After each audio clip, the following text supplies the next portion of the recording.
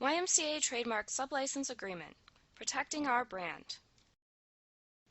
Our brand and logos represent our mission, values, integrity, and the benefit we provide to the communities that we serve.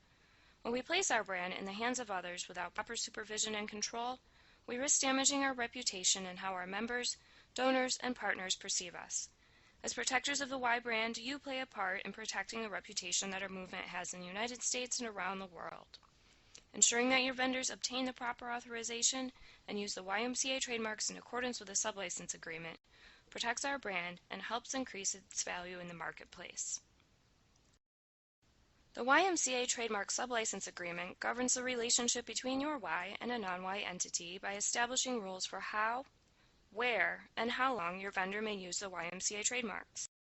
Section 1 outlines YUSA's ownership of the YMCA marks and your ability to give vendors the right to use the trademarks to create products or materials for your Y. However, if your vendor operates beyond the permission granted in this agreement, YUSA and your YMCA have the right to terminate your vendor's ability to continue using the YMCA trademarks.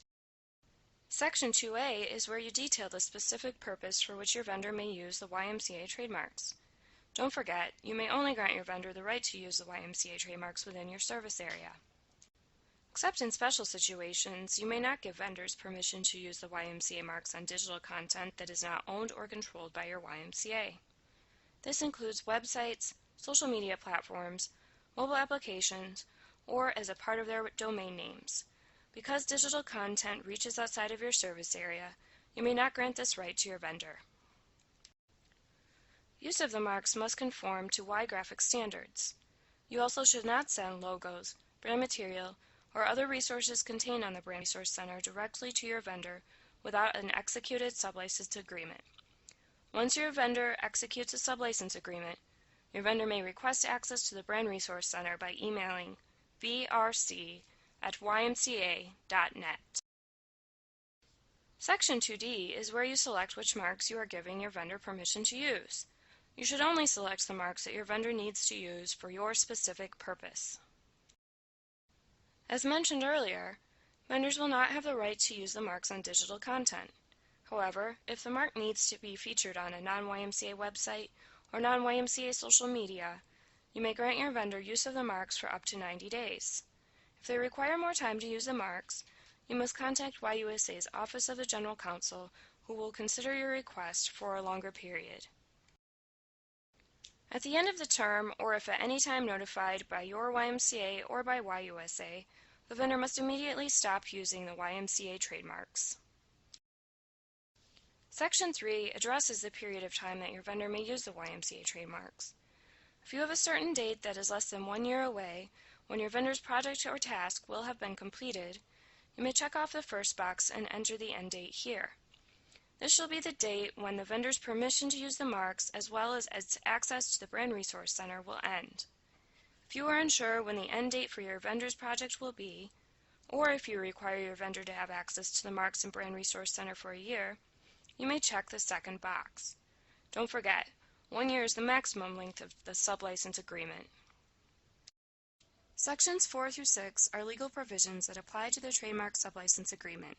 Section 4 limits the liability of your Y or of YUSA in the event that your vendor's use of the marks injures a third party. Section 5 states that your vendor is responsible for any harm to your Y and YUSA as a result of the vendor's use of the marks. Section 6 establishes that this agreement voids the terms of any previous agreement between your Y and the vendor with whom you are entering into this agreement. By ensuring that your vendors obtain the proper authorization and use the marks in accordance with the sublicense agreement, you not only protect our brand, but also help increase its value in the marketplace. In conclusion, you should select only the marks that your vendor needs to use for your specific purpose. You may only grant your vendor the right to use the YMCA trademarks within your service area. Except in special situations, vendors may not be given permission to use the marks on digital content that is not owned or controlled by your YMCA.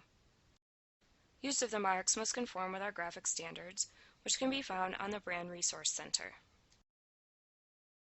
1 year is the maximum length of the agreement. A new sublicense agreement is required to extend the term beyond 1 year.